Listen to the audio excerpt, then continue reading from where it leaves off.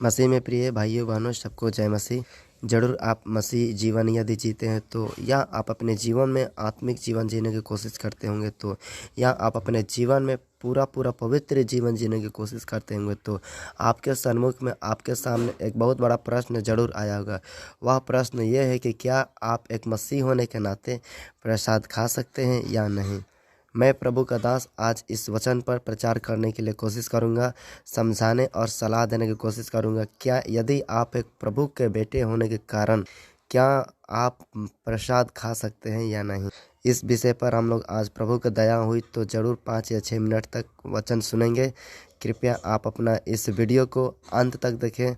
यदि आप चाहते हैं कि हमारा वीडियो सबसे पहले आप तक पहुंचे तो ज़रूर इस वीडियो को सब्सक्राइब करें और इस वीडियो को लाइक करें, और इस वीडियो के कमेंट सेक्शन में आप अपने प्रेयर रिक्वेस्ट या कमेंट को डाल सकते हैं, अपने राय को साझा कर सकते हैं और औरों तक शेयर करने के लिए कोशिश करें। धन्यवाद। तो आइए हम आपको बताना चाहते हैं कि क्या आप एक मसीह होने के कारण प्रसाद खा सकते हैं या नहीं। देखिए, हम जो भी वचन बताते हैं वो केवल परमेश्वर के आधार पर होता है। हम केवल जो भी प्रचार करते हैं अपनी मानसिकता, अपनी बुद्धि, अपने ज्ञान से नहीं, परंतु परमेश्वर के वचन में जो आपके जीवन में समस्या, उसको परमेश्वर का वचन क्या रास्ता दिखाता है, उसी बात को लेकर हम बताने की कोशिश करते हैं, ताकि परमेश्वर के विश्वासी अपने मार्ग में सही तरह से अगुवाई को प्राप्त कर सके और वे कभी भटक ना पाए। तो देखिए, पहली पॉइंट जो है, क्या आप प्रसाद खा सकते हैं। तो पहला पॉइंट जो है, आपको ये समझना होगा कि आखिर में प्रसाद है क्या और प्रसाद के बारे में बाइबल क्या कहता है।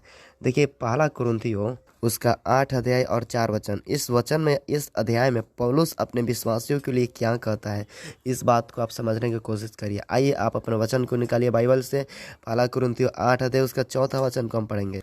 अतः मूर्तियों के सामने बलि की हुई वस्तुओं के खाने के विषय में, यहाँ पर पौलुस बताते हैं मूर्ति के सामने जो रखा हुआ है उसको या चढ़ाया गया उसको खाने के विषय में। साथ ही साथ पौलुस ये बताते हैं कि हम जानते हैं कि मूर्ति जगत में कोई वस्तु नहीं है। आपको अपने भ्रम से, अपने मन से ये हटाना होगा कि जिस मूर्ति या जिस प्रतिमा के सामने ये प्रसाद या यह चीज़ चढ़ाया गया या कपड़ा चढ़ाया गया, तो आपको ये वचन के आधार पर ये आपको विश्वास करना होगा, इस धरती में मूर्ति कोई वस्तु नहीं, इस जगत पर कोई मूर्ति जो है या कोई प्रतिमा है वो उसका कोई मायने नहीं है, क्योंकि परमेश्वर के वचन में लिखा है परमेश्वर जीवित है। और देखिए आगे इसमें क्या लिखा है, हम जानते हैं कि मूर्ति जगत में कोई वस्तु नहीं और एक परमेश्वर को छोड़ और कोई परमेश्वर है ही नहीं। इस जो लोग उस मूर्ति को कुछ समझकर चढ़ाते हैं, यदि आपको खाने के लिए देते हैं तो इस कंडीशन में आपको क्या करना पड़ेगा, क्योंकि ये तो सिर्फ आपको पता है कि मूर्ति कुछ भी नहीं है, लेकिन अगर जो आपको सामने वाला दे रहा है प्रसाद खाने के लिए, तो उसके लिए आपको क्या करना पड़ेगा। देखिए, प्रसाद क्यों खाया जाता है, बात यह समझना है कि लोग प्रसाद खाते हैं और किसी को प्रेम से देते हैं, तो आखिर कारण वो प्रसाद को क्या समझते हैं। प्रसाद को मतलब वो समझते हैं कि ये ईश्वर का जूठा है या ईश्वर का आशीर्वाद किया हुआ एक बात है, जिसको खाने से ब्लेसिंग मिल सकता है या कुछ फ़ायदा हो सकता है, इस कारण से लोग प्रसाद को खाते हैं। और देखिए, यहाँ पर अगर बताया गया कि अगर कंडीशन सही नहीं है तो ज़रूर आप उस प्रसाद को क्या कर सकते हैं, बाइबल के आधार पर यदि आपको जीवन है तो, यदि आप प्रभु में मरने और जीने के लिए तैयार हैं तो आप प्रसाद को नहीं खा सकते, क्योंकि परमेश्वर हमें इस बात के लिए इजाज़त नहीं देता है। लेकिन यदि देने वाला कोई आपका दोस्त हो जो प्रभु में आने का उम्मीद और संभावना है, तो उसको प्रभु में लाने के कारण आप उस प्रसाद को ग्रहण कर सकते हैं अथवा प्रार्थना करके खा सकते हैं। और देखिए मित्रों, यहाँ पर एक और कंडीशन बात है, यदि हम प्रभु के लोग होकर प्रसाद खाएंगे तो ज़रूर अन्य जाति भी लोग क्या समझेंगे, वो भी हमको वैसा ही वैल्यू नहीं देंगे जैसा कि हम लोग प्रसाद यदि ग्रहण करते हैं तो। इसलिए सीधी से प्रश्न का सीधा आंसर है कि हम प्रसाद नहीं खा सकते हैं, क्योंकि उनको लगना चाहिए कि हाँ, मसीही लोग प्रसाद को नहीं खाते। यदि हम मसीह होकर प्रसाद खाएंगे तो ज़रूर वो लोग हमारा क्या करेंगे, महत्व नहीं समझ पाएंगे और वो यही जानेंगे कि अरे मसीही लोग साधारण होते हैं। अब देखिए, दूसरा पॉइंट जो है, प्रसाद खाने से क्या होता है। प्रसाद खाने से कोई कुछ नहीं होता है, और हमको पता है कितने लोगों को उल्टी होता है प्रसाद खाने से, जो लोग पक्का विश्वासी हैं और उनको अच्छा फीलिंग नहीं होता है। लेकिन पहला कुरिन्थियों में आप 10 अध्याय उसका 27 वचन में लिखा है, यदि अविश्वासियों के घर तुम्हें कोई न्योता दे और तुम जाना चाहो तो जो कुछ तुम्हारे सामने रखा जाए वहीं खाओ, और विवेक के कारण कुछ ना पूछो।